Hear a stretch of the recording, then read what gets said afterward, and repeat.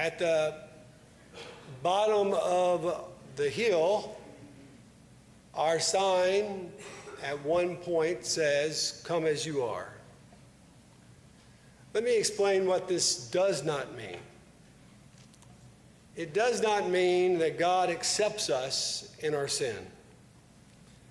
Our consciences, rightly so, will not lead credence to the thought of a holy God receiving us just as we are in our sinfulness.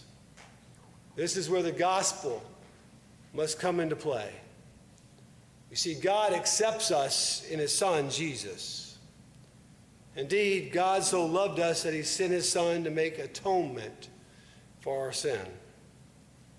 The apostles Paul and John stressed the costliness of Christ's incarnation and death on our behalf. The gospel writer Matthew stresses Christ's life and ministry in order to show the power of the atonement that Jesus provides. We are meant to see that Jesus pays the consequences for our sin, freeing us from all its strongholds. Jesus feels for you and me deeply. He reaches out to us in our desperate need.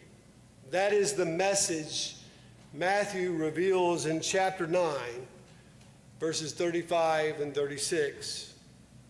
Then Jesus went about all the cities and villages, teaching in their synagogues, preaching the gospel of the kingdom, and healing every sickness and every disease among the people. But when he saw the multitudes, he was moved with compassion for them, because they were weary and scattered like sheep having no shepherd. So let me now state what our sign at the bottom of the hill does mean. Jesus healed everyone who came his way with a need.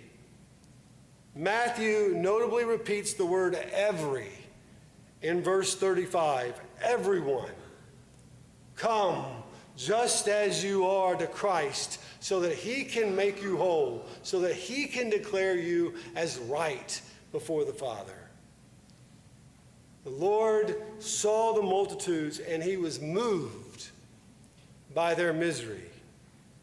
They were lost, lonely, in peril, defenseless. The Lord was stirred by their plight. So his response was not just some intellectual assessment of the situation. His response was the compassion of a shepherd. The Lord saw lost people as having no real goals, but as being scattered abroad. Sheep are neither strong, nor smart, nor swift. They have a tendency to go astray. They have a tendency to wander aimlessly. Lost sheep have no instinctive sense that will bring them back to the fold on their own.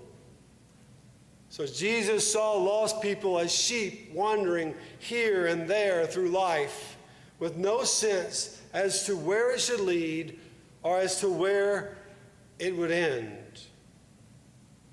The Lord also saw lost people as having no real guides because they were shepherdless. The world remains the same today. People are blind by so many different false teachings, both inside and outside contemporary churches. To say that people need Christ as their shepherd is to say that people need true expositional preaching and teaching as the source of their guidance. Only the good shepherd's grass is green.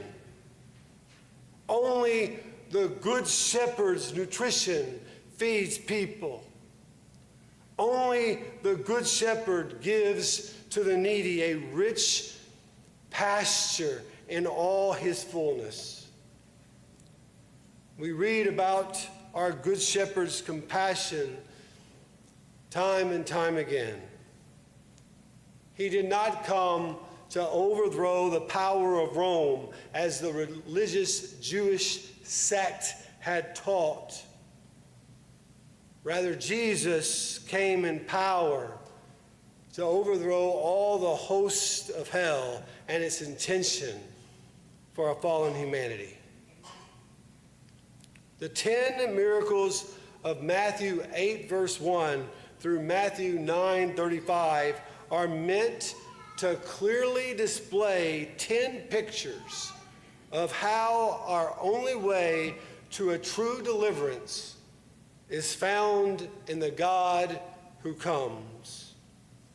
I want to highlight only 4 of those demonstrations for you this morning.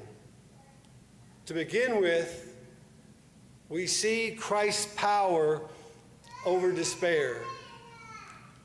Matthew 8, 1 through 3 reads, "When he had come down from the mountain, great multitudes followed him.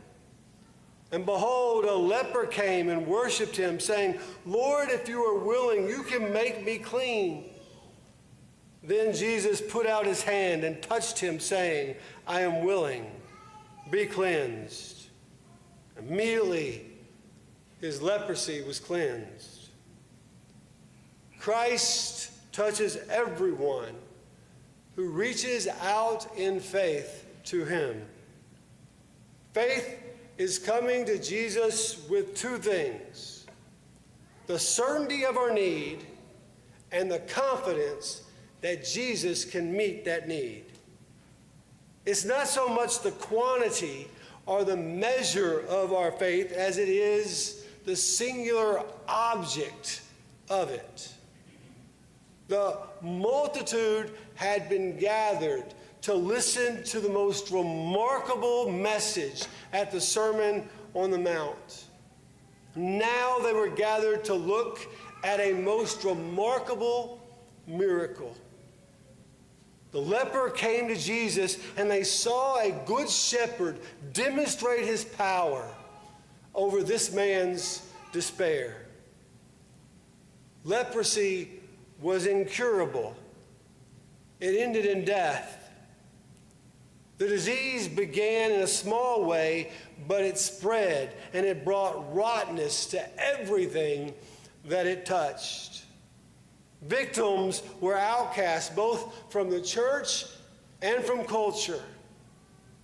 So the man was held in the grip of a terrible, loathsome disease that alienated him from all men, forced him outside the camp, and took away all hope of being able to draw near to the altar of God.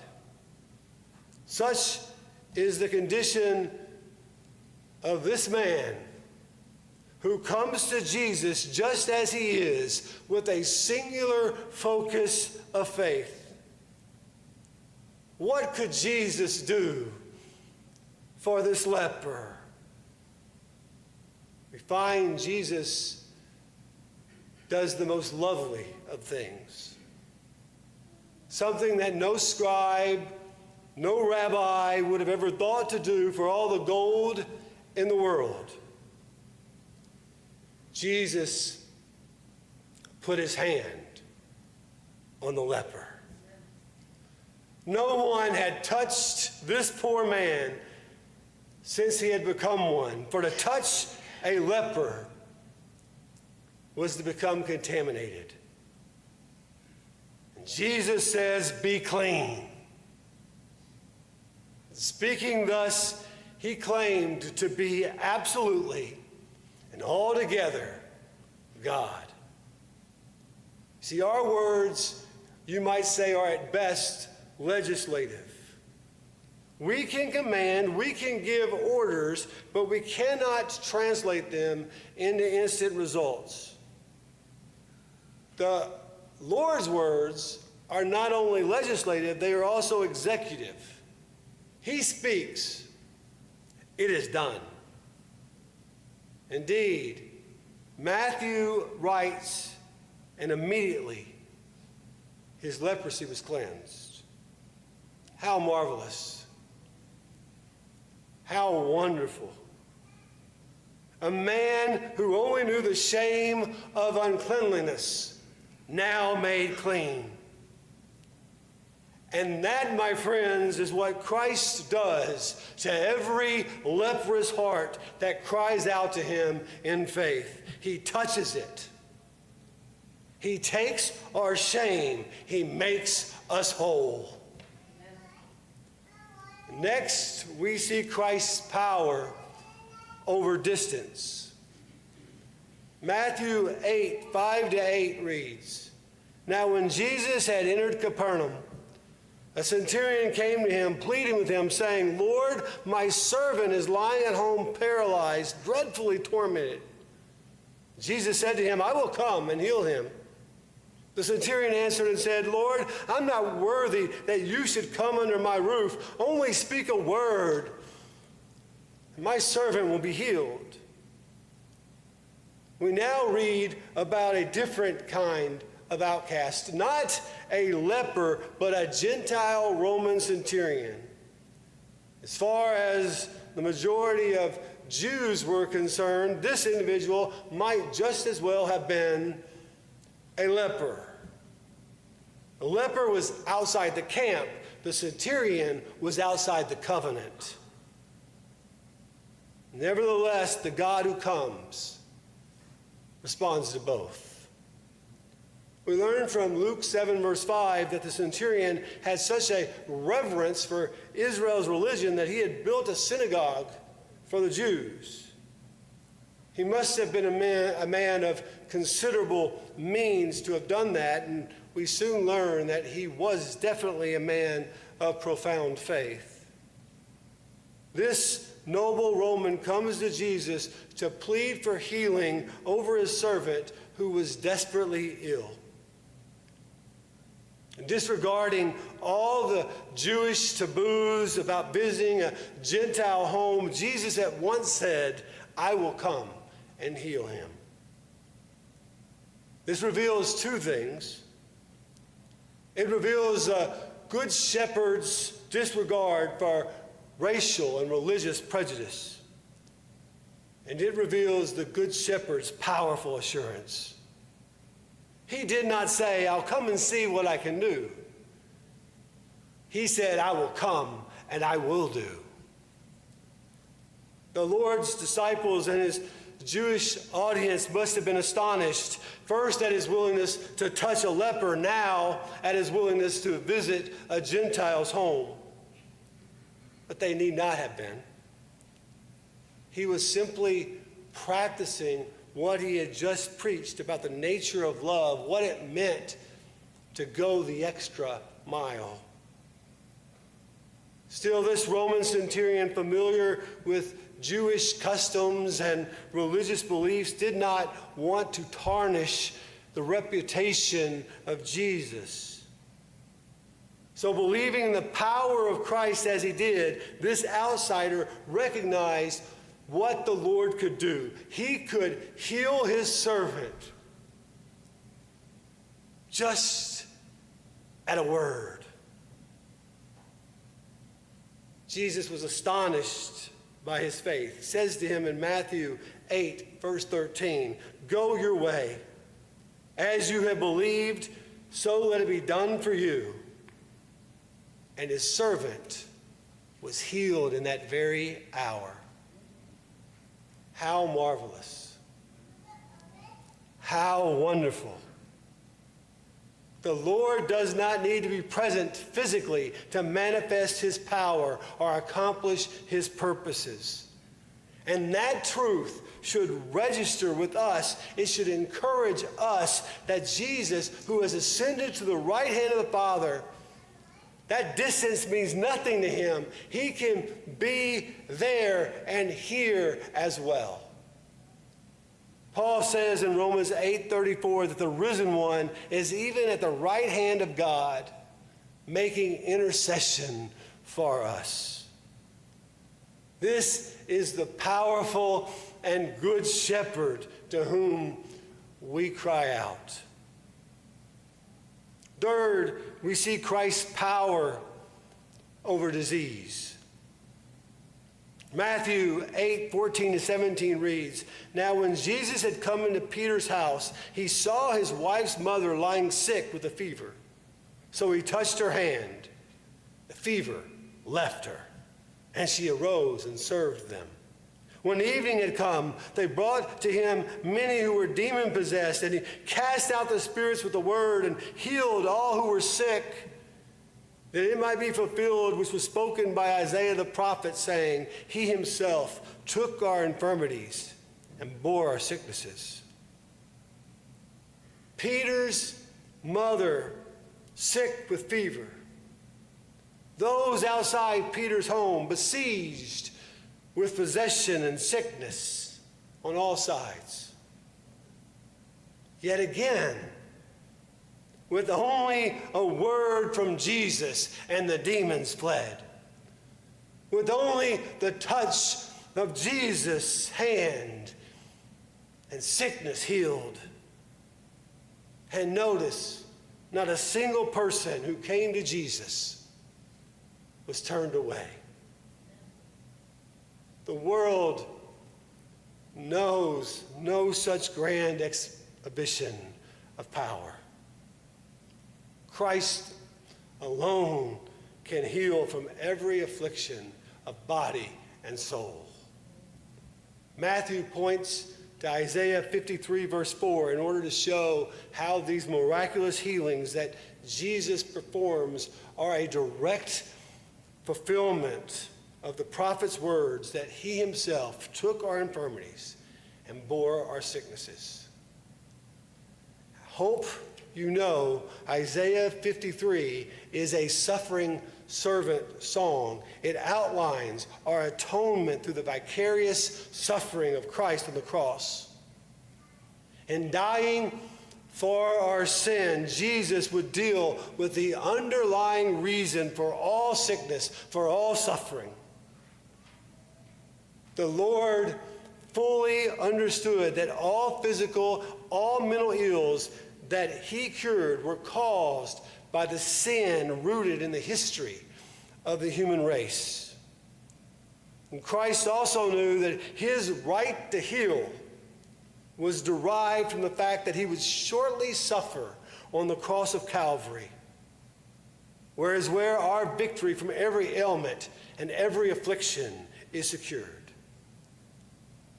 How marvelous. How wonderful. Isaiah 33:24 says that we look to a Zion where no inhabitant will say, I am sick. And the people who dwell in it will be forgiven of their iniquity. I do want to issue something of a caution and a correction here, though. When I say that Christ deals with every ailment and every affliction at the cross, it does not always translate to an immediate healing from depression or sickness here. The pastor and author Charles Spurgeon once wrote, I have suffered many times from severe sickness and frightful mental depression, seeking almost to despair.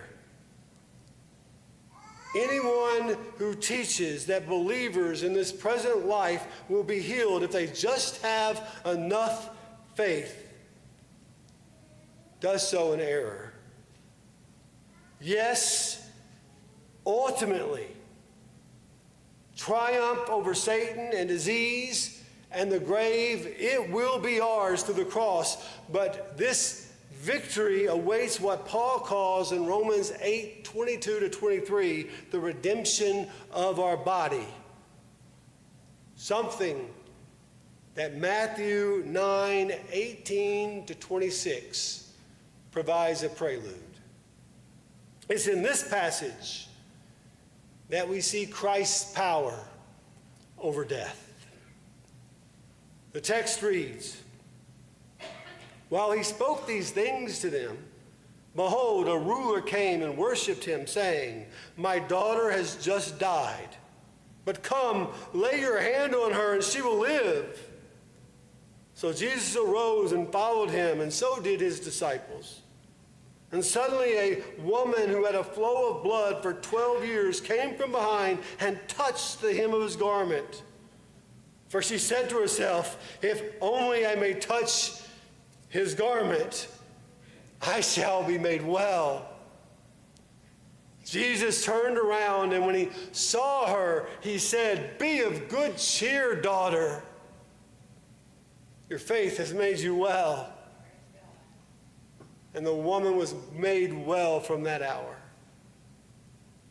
When Jesus came into the ruler's house and saw the flute players and the noisy crowd wailing, he said to them, Make room, for the girl is not dead but sleeping. And they ridiculed him. But when the crowd was put outside, he went in, he took her by the hand, and the girl arose. And the report of this went out into all the land. Immediately, we should notice several similarities between Christ's encounter with the woman and Christ's encounter with the girl. When Jairus' daughter was born, when she was born, the woman with the issue of blood had begun her 12 years of suffering. Both victims are female. Both are considered ritually unclean. The woman as a result of hemorrhaging, and the girl as a result of her corpse. Both are regarded as daughters. The little girl being Jairus' daughter, and the woman who Jesus heals, he then addresses as daughter.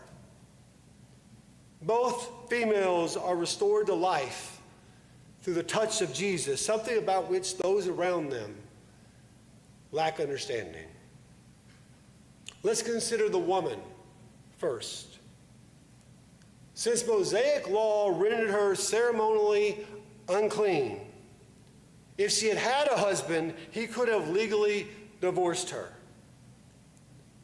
She would have lost social standing.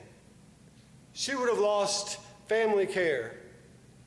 And I think most notably in that culture, she would have lost the continuation of her name through childbirth.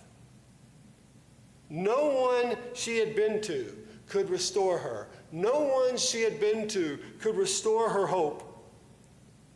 So she made up her mind to merely touch the hem of the garment of the great physician. The death that Christ overcomes here is in the womb of this woman who had a continual menstrual cycle for 12 years. Jesus is restoring the possibility of life through this woman. Now, I use the word possibility because we cannot know, we do not know the outcome for this woman's life who Jesus heals on the street that day. But this is what we do know. Jesus calls her daughter. That means she's included in the family of God. Because, by the way, we're never told her actual name. So what we're meant to know is that she has a name that continues throughout eternity. Daughter of the King. We never learn Jairus' daughter's name either. What we do know is by the time Jesus arrives at their home, she had died. The house was crowded with mourners. Yet Jesus says to the ridicule of the onlookers, she's not dead, only asleep. Because while the body sleeps, the spirit remains. And more to the point, when D.L. Moody once was asked to speak at a funeral, he thought he would use one of the Lord's funeral messages as his topic. He found a problem, however. There aren't any. There aren't any, because Moody discovered Jesus broke up every funeral he attended. According to Mark 5:41, Jesus did, however, say something at the immediacy of Jairus' daughter's death. In a literal translation of that verse, Jesus says this: little lamb,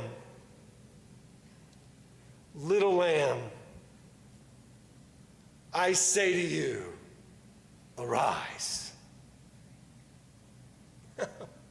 Come on, y'all. How marvelous. How wonderful. Our good and powerful shepherd restores that which is dead through his resurrection power. It's all about who he is. It's all about what he does. The womb of the woman, the body of the girl, they were both dead. They were dead. They were not disadvantaged. They needed life.